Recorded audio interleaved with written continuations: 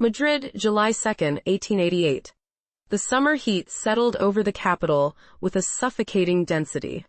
But even that heavy atmosphere could not extinguish the uproar of a scream breaking through the silence of the dawn at number 109 Fuencarral Street. It was 3 in the morning. From the second floor, the acrid smell of smoke began to envelop the neighborhood before the flames became visible. The fire was no minor accident. It was voracious, determined, and came from the home of Doña Luciana Borras, a 50-year-old woman who lived there with her son and her only servant. Doña Luciana was a well-known figure in the neighborhood. A woman of moderate fortune. A widow, known for her severe manners and her habit of lending money at high interest, which had earned her both superficial respect and deep animosities. She was, in essence, a moneylender without the formality of a bank, weaving a web of debt and dependence around her. Luciana's son, a young man named Jose, was not present that night. His absence would become one of the first enigmas of a case that would shake the foundations of Restoration Spain, monopolizing every headline and conversation, when the watchmen and the few awake neighbors managed to force the door. What they found was not merely an accidental fire. The atmosphere was unbreathable. But what truly took the breath away from the first entrance was the scene in Doña Luciana's bed. The woman's body was unrecognizable, largely consumed by the flames. But the macabre detail of the bed being soaked in oil before being set on fire immediately ruled out the possibility of an accident. This was a premeditated crime, calculated to incinerate the evidence. However, the body was not completely consumed. The way the flames had attacked Luciana's body revealed a chilling detail to the forensic experts who arrived hours later. Despite the fire, it could be determined that Doña Luciana had not died from asphyxiation or burns. Someone, before the flames did their work, had inflicted a deep wound to her neck with a sharp weapon, probably a large knife or dagger, cutting the trachea and the jugular veins. The woman had been murdered before the fire tried to erase her trace. This was a violent murder, coated in additional brutality by the makeshift funeral pyre, while firefighters struggled to control the blaze and forensic experts began to examine the scene amidst the smoking embers. A second crucial discovery was made. In one of the adjoining rooms, lying on the floor and apparently unconscious, they found the only other resident of the house, Juana Balaguer. Juana, a young woman of only 20 years and of humble origin, was Luciana Borras' servant. The servant was removed from the house. Her condition was concerning. She appeared to have succumbed to the inhalation of smoke and carbon monoxide. But the quick analysis by the doctors of the time did not reveal serious injuries or signs of physical aggression. The scenario seemed complete in a first and superficial reading of the facts. A murdered mistress burned in her bed, and a servant who had miraculously or by the designs of fate survived the brutal assault and fire, remaining unconscious. The police, however, soon began to distrust the ease of this account. The fire had been contained relatively quickly by neighborhood action and emergency services. If Juana had been sleeping in her room, how could the penetrating smell of oil and the noise of the attack on her mistress not have awakened her, giving her time to flee or call for help? And how had she remained unconscious long enough for the fire and smoke to flood the house, but not long enough to suffocate like her mistress? Forensic logic, however rudimentary it was in 1888, began to draw a firm line of suspicion against the only survivor found inside the crime scene. The social context of the time also played an important role. Class prejudices were deeply rooted. The image of the humble young servant, potentially ambitious, confronted with the rich and authoritarian mistress, resonated in the public's mind, and therefore, in that of the police, as Juana was taken to the hospital to recover. The investigation focused on the scene. The house, despite the fire, revealed that no forced entry had been made. This reinforced the idea that the murderer was someone known to the victim, or, more disturbingly, someone who lived under the same roof. The motive, for its part, seemed to be robbery. Although Mrs. Borras had lent her money at interest, it was known that she kept a significant amount of cash and jewelry in the house. A safe, which was in the same room as the corpse, was found open and empty. The initial police estimates pointed to the loot amounting to more than 3,000 pesetas, a significant sum for the time, plus the priceless value of several family jewels. However, the mystery deepened when an attempt was made to match the list of stolen items with what was known to be in Luciana's possession. The famous pearl necklace of La Borchino, which all the neighbors talked about and which was the most valuable piece, did not appear either among the remains or had been reported as stolen. The absence of this key object, along with the evidence that the fire had primarily focused on the victim's body and the safe, not spreading to the rest of the dwelling, suggested that the motive was not a random robbery. It was a meticulous execution with an attempt to cover up. By dawn, Fuencarral Street had become a hive of curious onlookers, journalists, and police officers. The event was too juicy for the press, which quickly dubbed it the crime of Fuencarral Street. The story contained all the ingredients of popular melodrama: wealth, violence, fire, a high-born victim, and now, a servant of dubious innocence. But the police could not ignore the other habitual resident of the house, Jose Borchino, the victim's son. Although Jose had been absent that night, supposedly to visit friends or perhaps on one of his usual night outings, his relationship with his mother was notoriously tense. Luciana strictly controlled the family's finances, and although Jose was her only heir, he lived on a very tight allowance. This generational and economic conflict immediately placed him in the spotlight, despite having an alibi. Weak, but an alibi nonetheless. The initial focus, therefore, was divided into two: the young servant recovering in the hospital, and the wayward son who seemed to have escaped the horror purely by chance. The investigation was about to plunge into a swamp of crossed lies and veiled accusations. Where the truth had burned along with the body of Luciana Borchino was a forensic testament to unusual brutality, and its study became the cornerstone of the prosecution. Professor Pio Lazaro, the forensic doctor in charge, faced a considerable challenge. The fire had consumed the victim's identity, but had left the keys to the crime intact for those who knew how to look for them. The post-mortem examination revealed the exact sequence of events of that morning of July 2nd, dismantling the police's initial theory that considered a self-defense assault or a prolonged struggle. The first and most crucial determination made by Lazaro was the true cause of death: the incision wound on the neck, not the fire or the smoke. It was a clean cut, executed with force and precision, indicating that the victim had been killed quickly, probably while sleeping or just upon waking and without time to react. This shifted the dynamics of the crime from a robbery gone wrong to a planned execution. Furthermore, the absence of signs of struggle on the bed or in the room suggested that the victim had been immobilized or, more likely, caught by surprise. The analysis of the incineration was equally revealing. Luciana's body had not burned uniformly or naturally. The discovery of traces of petroleum, a highly volatile fuel that burns at extreme temperatures, confirmed that the fire had been deliberately set with a very clear purpose. The killer not only wanted to cover up the murder, but also the victim's identity, although the latter part was not entirely successful. The petroleum had been poured not only over Luciana's body but also over the adjacent safe, indicating that the primary objective of the flames was to destroy evidence that could link the murder to the robbery. The charring in certain areas was so intense that it seemed designed to eliminate any fingerprints or signs of struggle on the safe. While the forensic experts worked, the police focused on Juana Balaguer, the maid, who was recovering in the hospital. Her survival was, in itself, an anomaly. When the agents first interrogated her, Juana recounted an account of the events that, under the pressure of the questioning, collapsed with a suspicious rapidity. Juana, who had joined Luciana Borchino's service not long ago, just a few months earlier, claimed that she had been sleeping soundly, and that the smoke had awakened her. She said that she tried to call her mistress, but that the dense smoke and heat had forced her to retreat, finally collapsing unconscious. A simple story, but it did not fit the scene.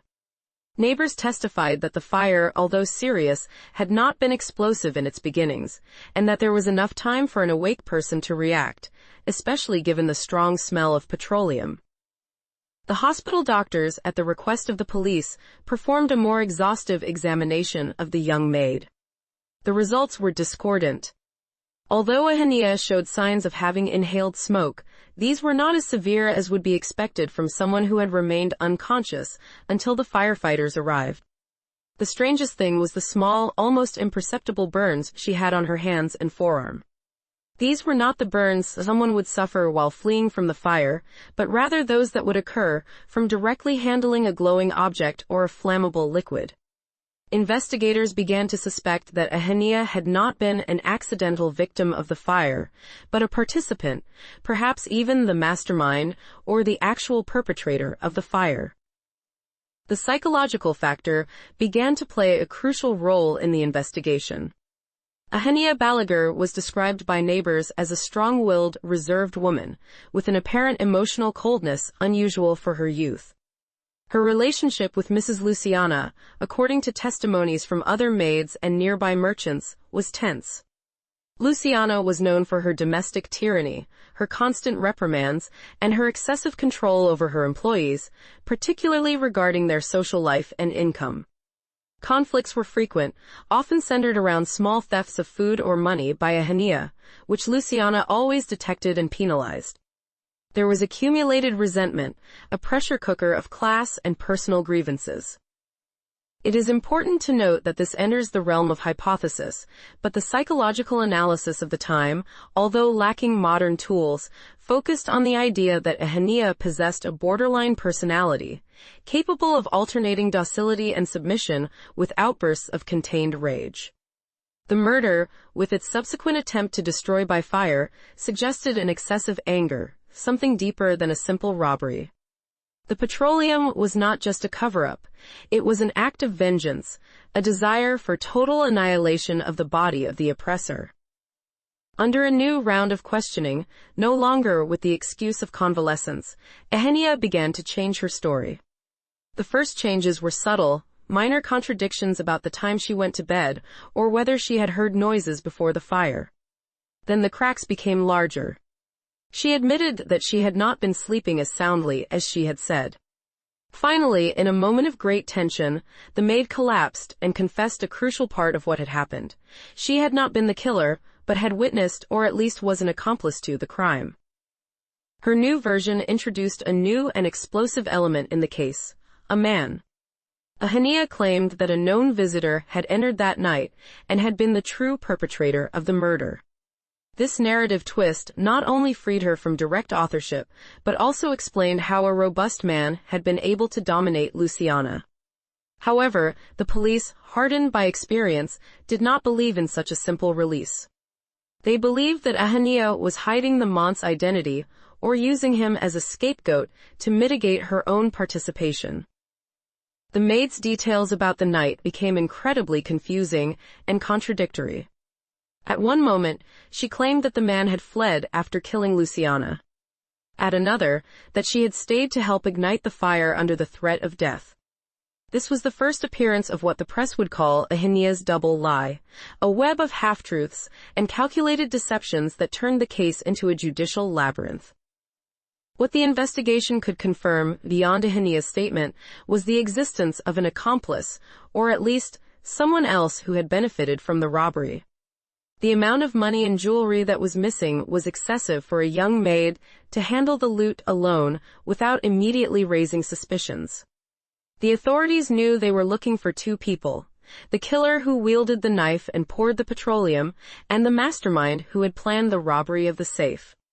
The charred body of Luciana Borchino had spoken, and its message pointed inexorably toward the maid and Ahania Balaguer's account, raising more doubts than certainties. The investigation diverged, creating two main lines of suspicion that reflected the class struggle and the social complexities of late 19th century Madrid. On one side was the maid, Ahania, who was the visible link, the physical presence at the scene of horror. On the other was the son, José Borchino, whose lifestyle and dubious alibi made him the perfect candidate for the family tragedy. José Borchino, a young man in his 30s, did not fit the mold of the hard-working laborer of the time. He lived off his father's meager inheritance, and above all, on the allowance provided by his mother, Doña Luciana, a woman who exercised a tight grip on her finances. The mother-son relationship was, according to all accounts, toxic. Luciana Borchino did not trust her son's ability to manage money, constantly reproaching him for his inclination towards gambling, questionable friendships, and a lifestyle she deemed dissolute. These tensions had led to violent arguments in the past. Neighbors testified to having heard screams and threats, often centered around José's desire to gain access to more capital that his mother systematically denied him. On the night of the crime, José was out of the house. His initial alibi was ambiguous and depended on the confirmation of several people, some of whom were known to be part of his nightlife and gambling circles. He claimed to have been with friends, but the testimonies were vague regarding times and exact locations, giving the police ample room for doubt. The motive in José's case was as potent as it was clear: the inheritance.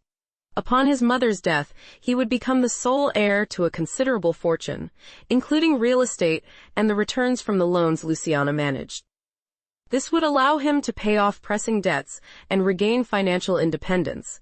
However, the son had a significant disadvantage in the minds of investigators: the modus operandi.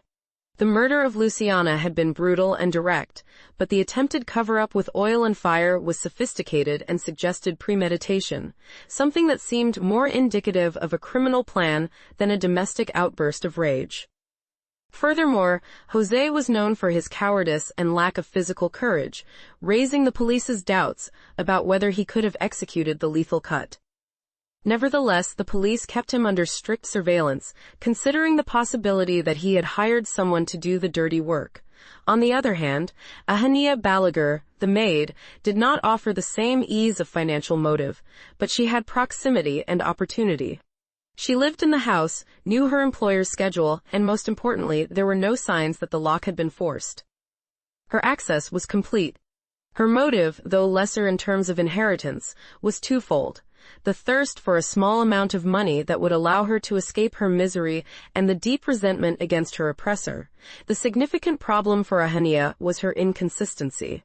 In the hours following the crime, her story had morphed from unconscious victim to witness to unwitting accomplice. The police intensely pressured her to identify the man who had entered the house.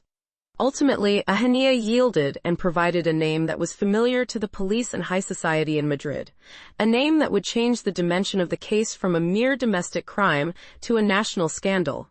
Enrique Varela, known in low circles as El Pollo Varela, the Chick Varela. Ahania Balaguer claimed that Enrique Varela, an ex-boyfriend or occasional lover, known for his debts, bohemian lifestyle, and connection to Madrid's underworld, had been the true murderer. According to her third version of the night, Ahania had opened the door to Varela, who had gone up to Luciana's room with the intent to rob the safe. When Luciana woke up, Varela had attacked her, and then, upon encountering Ahania, forced her to help him spray the body and bed with oil to conceal the robbery and the authorship. Ahania insisted that she had only acted out of terror.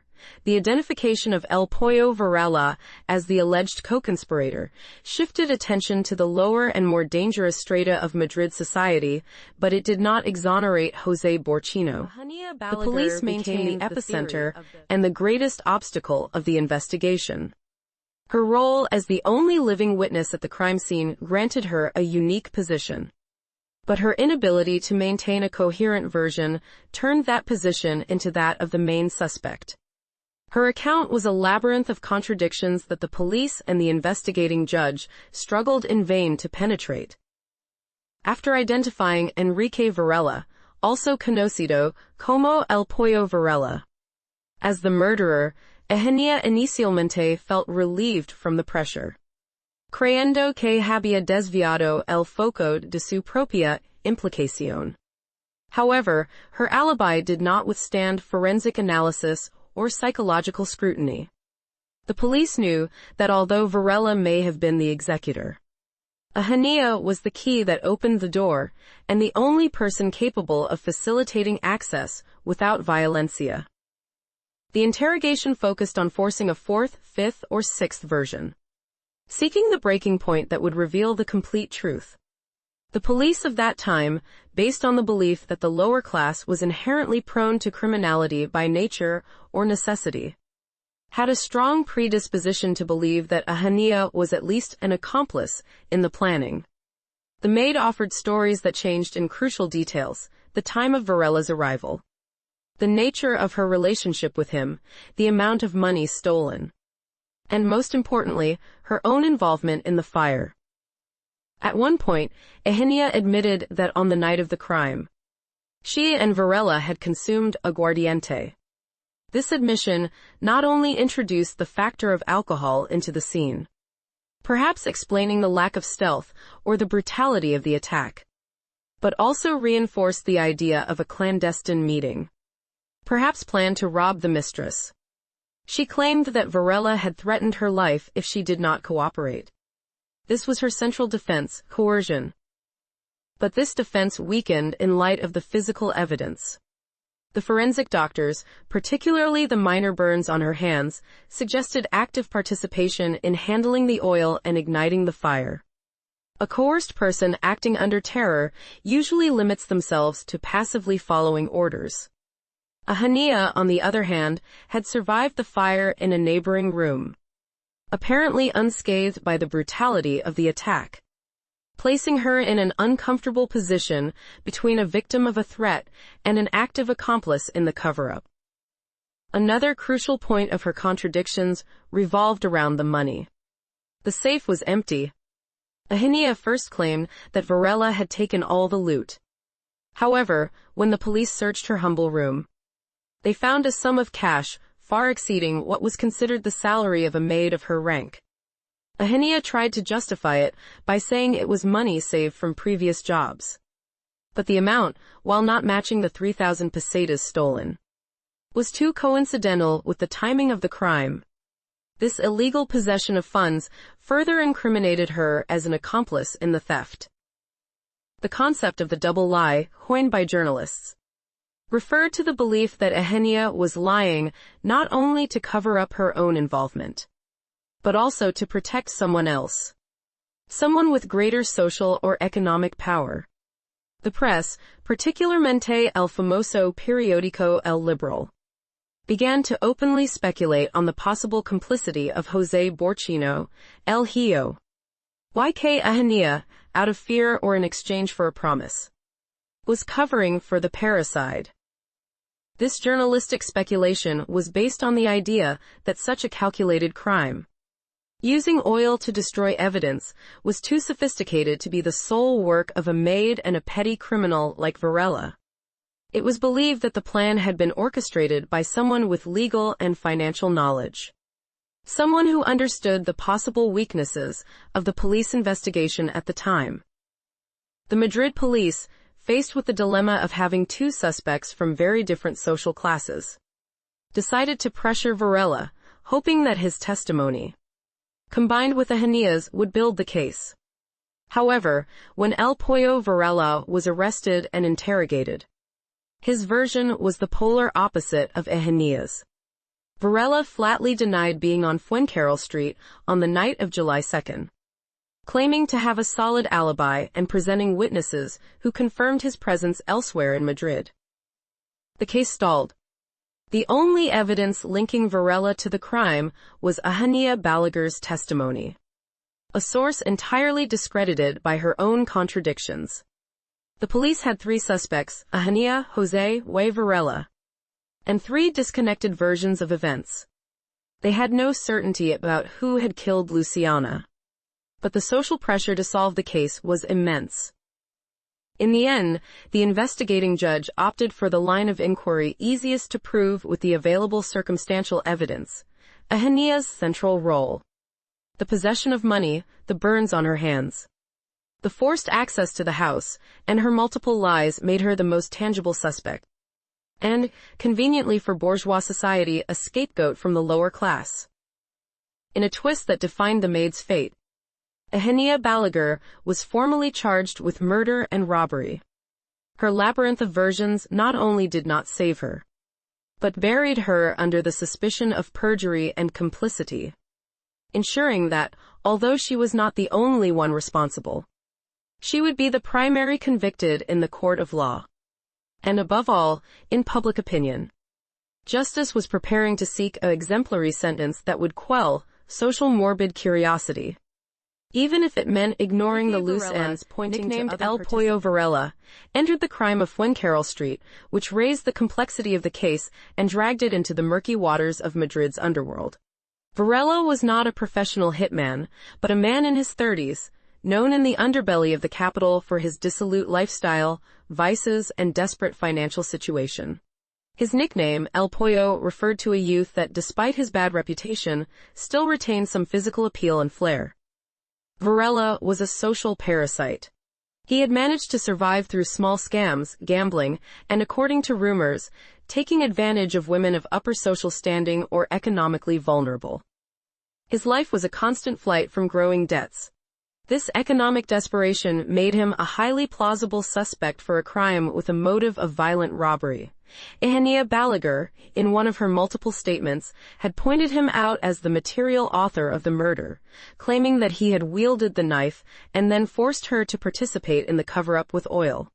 According to the Maid's version, Varela had been introduced into the house gracias a ella, under the pretense of a meeting, and that his true aim was to rob Luciana Borras, taking advantage of her knowledge that the elderly woman kept money and jewelry at home. The police acted swiftly to arrest Varela, based almost exclusivamente en el testimonio de Eugenia. When located and arrested, Varela behaved with an insolence and coldness that some interpreted as guilt, and others as the arrogance of an innocent man, but one used to dealing with authority. However, Varela's interrogation provided the investigators with a story that absolutely contradicted everything said by Eugenia. Varela denied any involvement in the crime. His alibi was simple. He claimed to have spent the night of the crime in one of the countless gambling houses or brothels he frequented in a different neighborhood of Madrid. His testimony was initially corroborated by several people in his circle, although the credibility of these witnesses was questionable, as they were companions in vice or people with an interest in protecting him. The conflict of versions became the main headache for the investigating judge. They had two people accusing each other, but without physical evidence linking Varela to the crime scene. No blood was found on his clothes, there were no traces of oil on his shoes or belongings, and his alibi, although of low moral quality, held firm. It is important to note that this enters the realm of hypothesis, but the police considered several possibilities regarding the connection between Varela and Eugenia. First, that Eugenia had lied about Varela's involvement to protect José Borras, the son, or a more important lover. Second, that Varela and Eugenia were accomplices, and that Varela had taken the bulk of the loot, while Eugenia kept the smaller amount found in her room. Third, and perhaps most unsettling, that Varela had been hired by José Borras to commit the parricide, using Eugenia's connection as an intermediary and giving José distance from the execution. While the idea of complicity between Eugenia and Varela was plausible, given their prior connection and economic profiles, the police soon found a detail that undermined Eugenia's version of Varela as the material author. The analysis of Luciana Borras' injuries, specifically the precision of the cut and the absence of signs of struggle, suggested a quick and deadly attack. An individual under the influence of alcohol or seized by desperation, like Varela, could have acted with more clumsiness. Nevertheless, this is just a psychological assessment and not a proven fact. The press, however, fell in love with the figure of El Pollo Varela. He represented the moral danger of the city, vice personified. His image as a pimp, gambler, and potential murderer sold much better than the pusillanimous figure of José Borras. His arrest served to fuel social morbid curiosity and distract attention from the possible implications of the bourgeois class, despite intense pressures and the multiple accusations from Eugenia, who continued to insist that Varela was responsible. El Pollo's alibi held firm. Authorities were forced to release him from the murder charge, although he was held on several minor charges related to his debts and vices, an almost inevitable fate for him. Varela's release had a devastating effect on the case. If Varela was not the killer, the only thread connecting the charred body to the perpetrator was again Eugenia Balaguer and her inconsistent testimonies. The police, finding themselves without the confessed killer they had hoped for, turned their eyes to the son, Jose Borchino, and the possibility that Eugenia was protecting him, or alternatively, to the search for a third individual, a true professional killer who never appeared.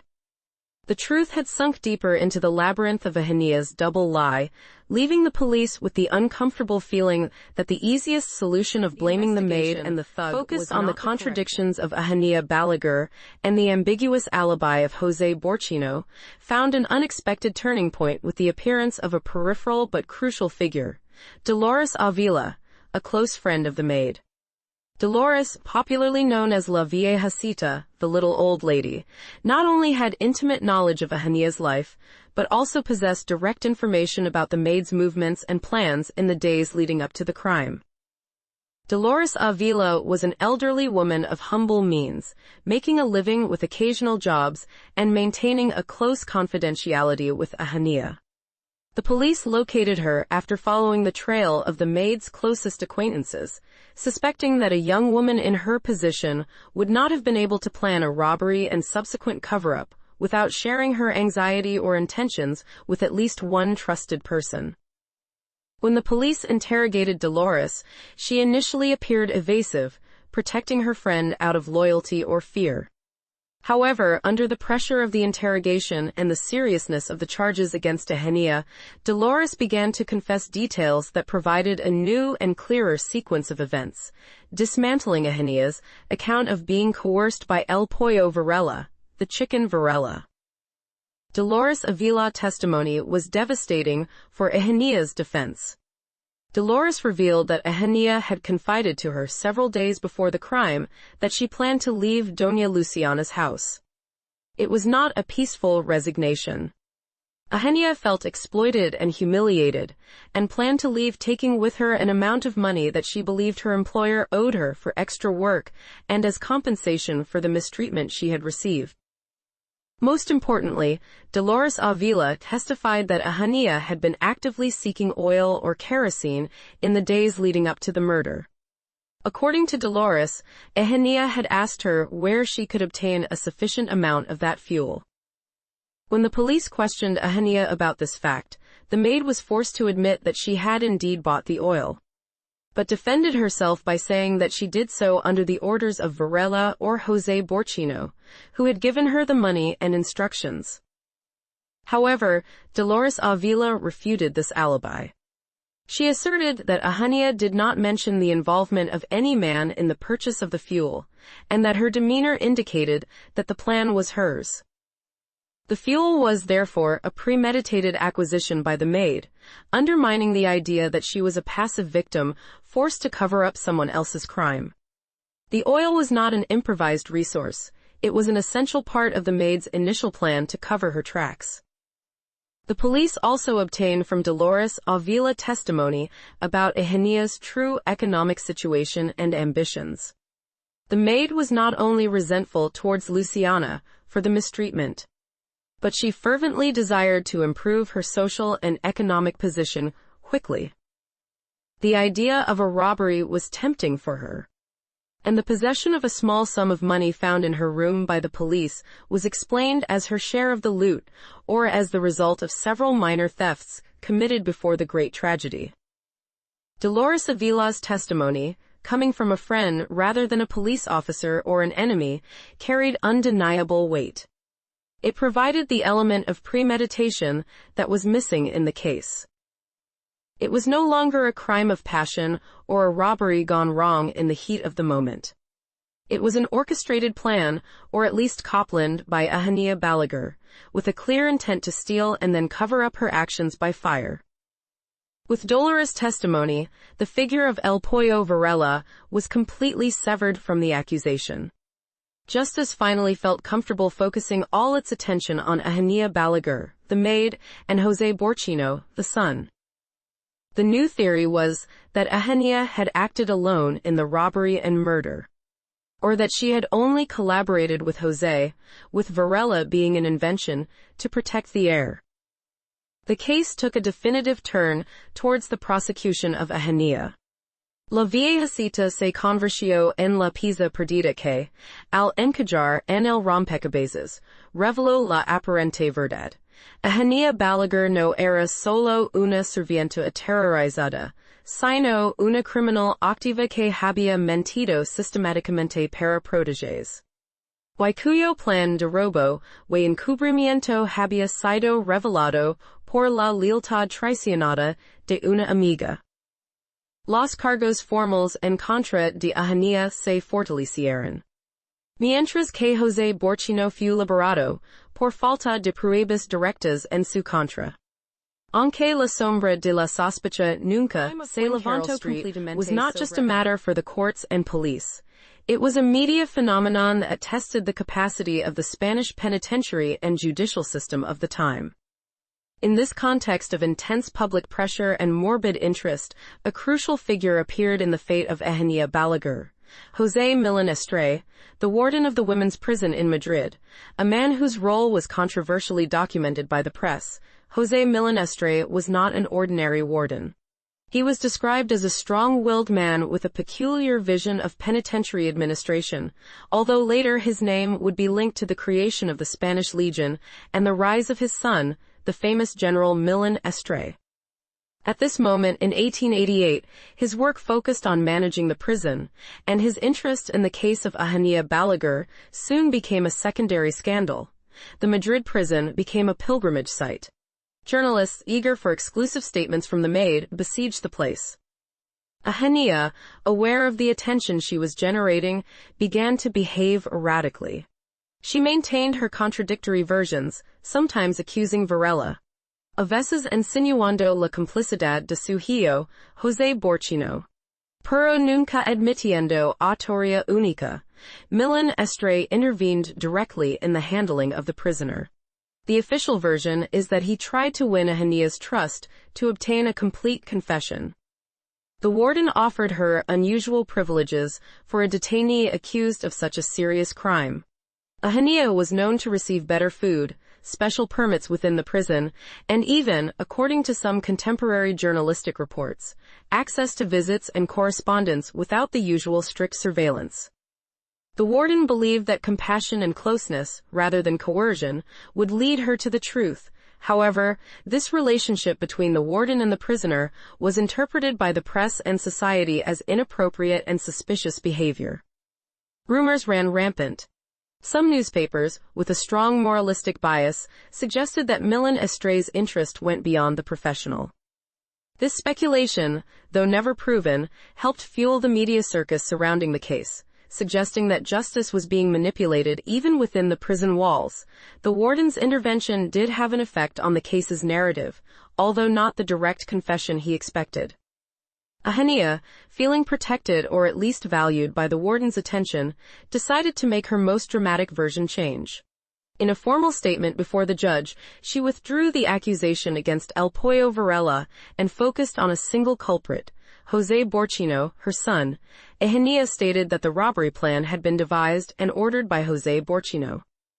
According to her new version, José, desperate for financial control over his mother and his own debts, had promised her a large sum of money and legal protection if she facilitated access to the house, allowing him to commit the robbery and parricide. She claimed that night, after opening the door for him, José attacked her mother and then forced her under threat to help him cover up the fire. This statement, the most detailed version she provided, placed the son directly at the crime scene. The problem for justice was that José Borchino, although not free of suspicion, had already been released due to lack of conclusive evidence and the inconsistency of Eugenia's previous versions. The warden's accusation and the maid's new version forced the judge to reopen the investigation into José. The police returned to search for any trace or evidence that could link José Borchino to the murder. They examined his accounts, interrogated his contacts, and reviewed his original alibi in much more detail. However, the investigation found no missing link. There were no fingerprints, no stolen money in his possession, and testimonies, although weak, still supported his absence alibi. Ehenia's strategy of blaming her son, perhaps fueled by the warden's advice or hope for clemency, failed. The prosecution and the investigating judge felt compelled to act cautiously. If they accused Jose without irrefutable evidence and he turned out to be innocent, the case would collapse. They decided that the circumstantial evidence against Ehenia, the purchase of oil, the money found, and her own contradictions was more solid than the unverifiable word of the maid against the son. Despite his efforts and the controversy he generated, Milan Estrée failed to get Ehenia to state a sustainable truth. The end result of his intervention was that Ehenia condemned herself through the inconsistency of her accounts. Y el hijo, aunque moralmente manchado, escapó de la acusación formal. The prison doors remained open for Ehenia Balaguer, but not for her release, rather for her wait for the definitive trial, which was already considered the most important judicial process en la calle Fuencarral, celebrado en el Tribunal de Madrid. No fue un proceso judicial ordinario, fue un espectáculo social que capturó la imaginación colectiva de España. Un verdadero juicio del siglo para la era de la restauración. La sala del tribunal se convirtió en un teatro, donde se exhibió sin vergüenza la lucha entre clases sociales. La moralidad victoriana y un hombre de escándalo. La prensa, que ya había jugado un papel destacado en la investigación. Se desató durante el juicio. Periódicos, como El Liberal. La Correspondencia de España. Y el Imparcial dedicaron páginas enteras a la transcripción de testimonios. El análisis de la vestimenta de los implicados. Y la especulación sobre las vidas privadas de Luciana Borchino. José Borchino. Y especialmente Ehenia Balaguer. La narrativa periodística se dividió. Algunos retrataron a Ehenia como la encarnación del peligro que representaba la clase baja. Una criatura astuta y amoral. Mientras otros insinuaron que era una víctima manipulada por el rico y corrupto hijo, José. La defensa de Ehenia Balaguer se centró en la coerción y manipulación, manteniendo su última versión. Que José Borchino, el hijo, había planeado y ejecutado el asesinato para cobrar la herencia. Y que Ehenia, bajo una promesa de dinero y amenazas, solo había ayudado a iniciar el fuego. Los abogados de los sirvientes intentaron pintar a José como el verdadero monstruo, un parásita que utilizó su posición social para evadir la justicia. La defensa argumentó que el modus operandi con el aceite sugaría la mente calculadora de un heredero desesperado. En lugar del arrobado de un sirviente. Sin embargo, el testimonio de Ehenia en el tribunal fue su peor enemigo. Ante el tribunal y el jurado. La sirvienta volvió a caer en sus contradicciones. La acusación explotó sin piedad, su historial de mentiras. Desde la negación inicial de conocer algo hasta la acusación contra el pollo Varela. Y finalmente, la acusación contra José Borchino. El jurado no podía confiar en un testigo cuya verdad cambiaba con la presión del momento. El abogado del Estado se centró en pruebas circunstanciales. La compra premeditada del aceite confirmada por Dolores Avila. El dinero encontrado en su habitación. Y los comedores en sus manos. Que apuntaban a su participación activa en la encubrimiento. El papel de José Borchino en el juicio fue crucial, aunque solo como testigo y sospechoso no imputado. Su presencia generó gran anticipación. El hijo se mantuvo firme en su cortada de ausencia. Y negó categóricamente cualquier relación íntima o acuerdo criminal con Ehenia. Aunque la opinión pública, y gran parte de la prensa, continuaron sospechando que había alguna forma de complicidad. El tribunal no pudo encontrar ninguna prueba física o documental que lo vinculara directamente con la escena del crimen, o el botín. La falta de pruebas irrefutables respecto al parricidio le permitió mantener su posición como un heredero inocente. El jurado, compuesto por miembros de la burguesía madrileña, fue fuertemente influenciado por los prejuicios de clase de la época. La imagen de la sirvienta mentirosa y ambiciosa levantándose contra su empleador era mucho más fácil de condenar que la idea de un heredero socialmente aceptable traicionando a su familia. La posibilidad de un hijo parricida era demasiado disruptiva para la moral de la época. La de un sirviente asesino era una advertencia esperada. Después de semanas de intenso debate, el veredicto del jurado fue culpable contra Juana Balaguer. La sirvienta fue hallada culpable de asesinato con premeditación y robo. La siguiente sentencia fue la más severa permitida por el Código Penal. La pena de muerte.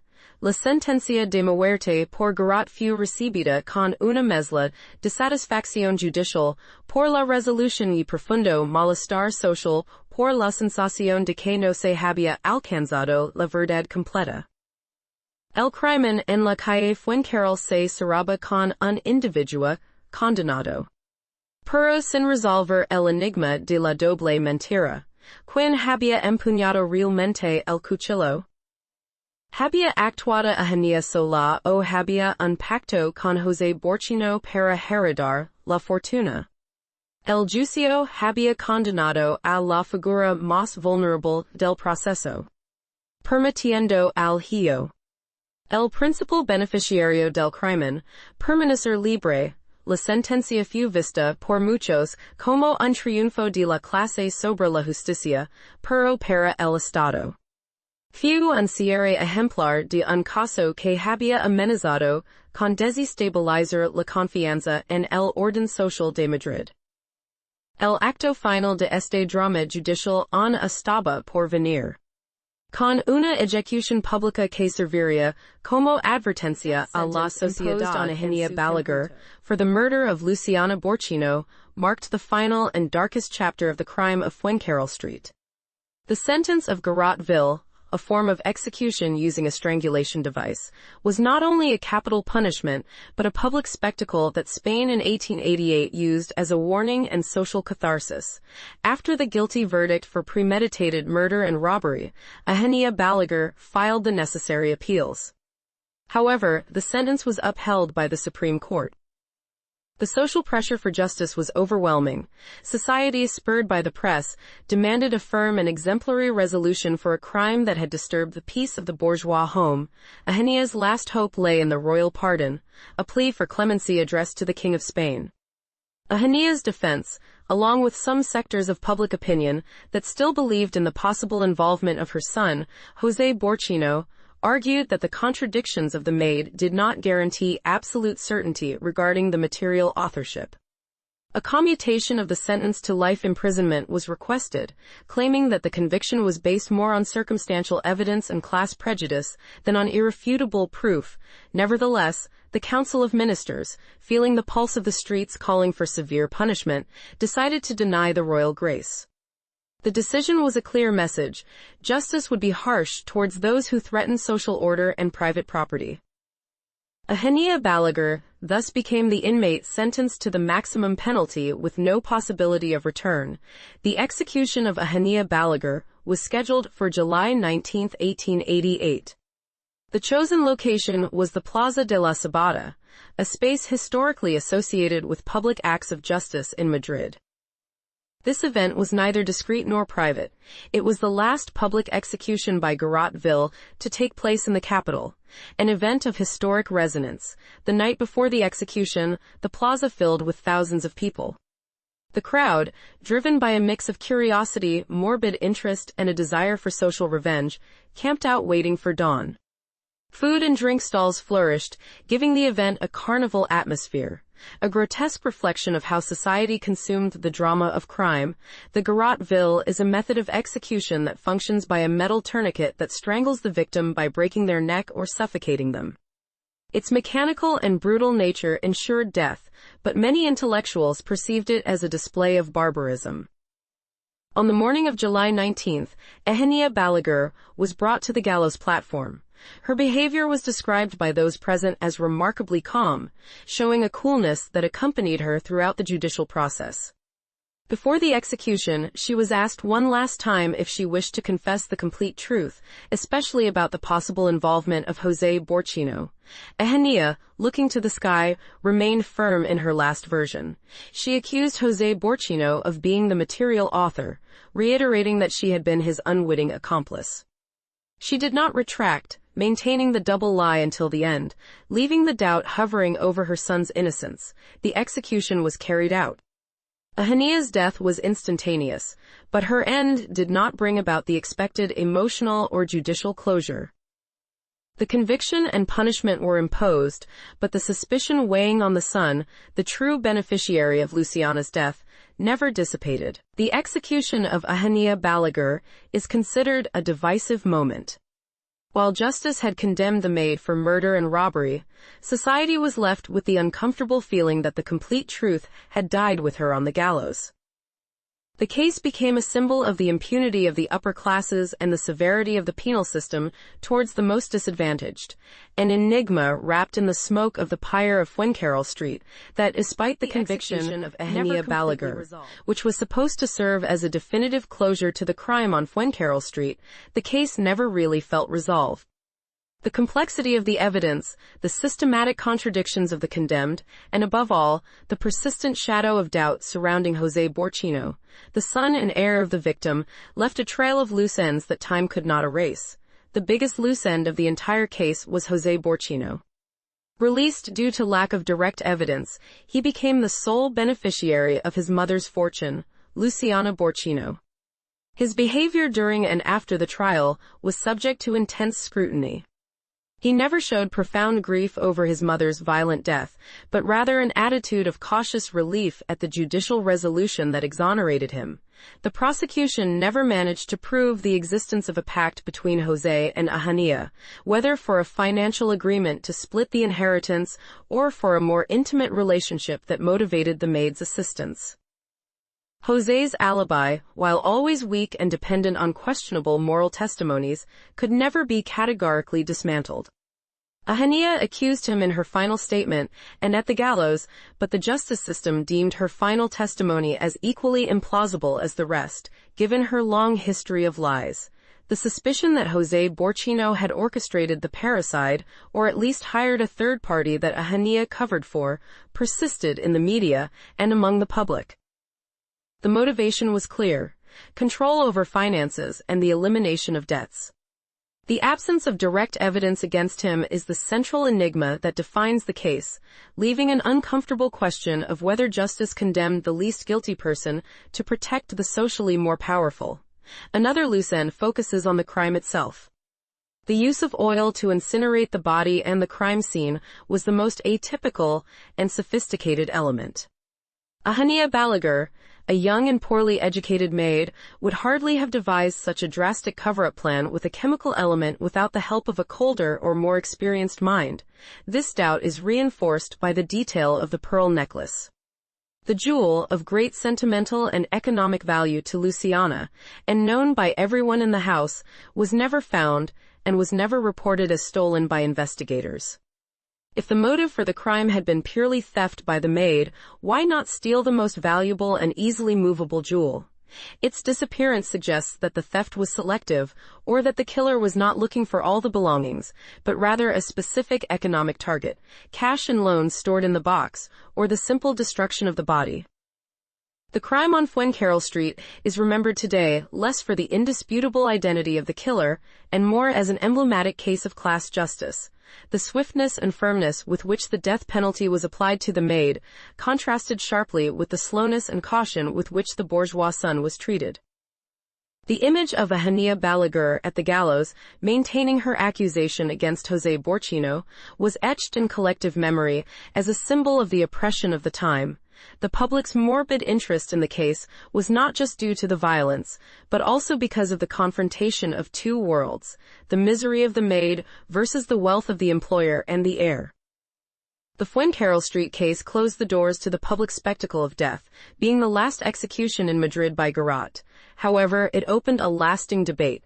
Can justice be blind when the crime is committed between different social classes? Eugenia's double lies, the maze of her versions, not only condemned her, but also left future generations with the bitter taste of a truth that was burned alongside the body of Luciana Borchino, a truth that justice either did not want to or could not unearth. If you liked this video, subscribe to the channel, activate the little bell, and give it a like. This way, you will help more people discover the story behind every mystery.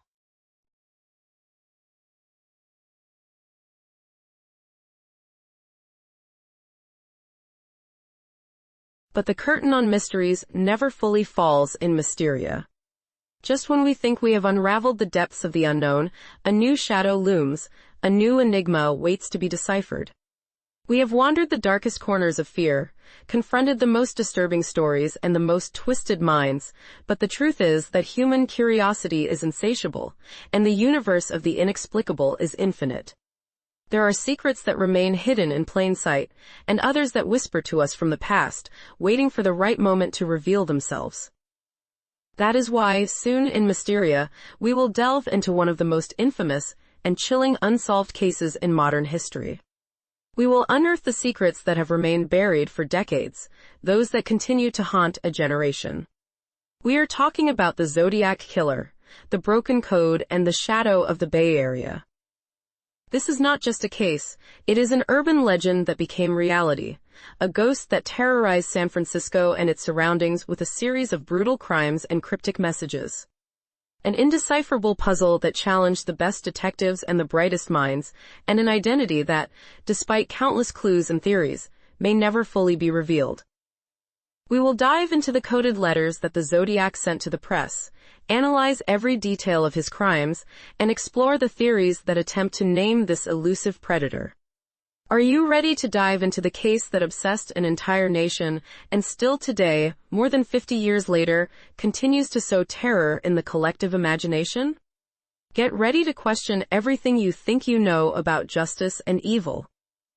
If you are passionate about these mysteries, if the inexplicable intrigues you, and if you dare to face darkness head-on, then give this video a like and leave a comment with your boldest theory about the Zodiac. We want to read your thoughts and speculations. And most importantly, to not miss a single second of this investigation. Subscribe right now to Mysteria and activate the notification bell if you don't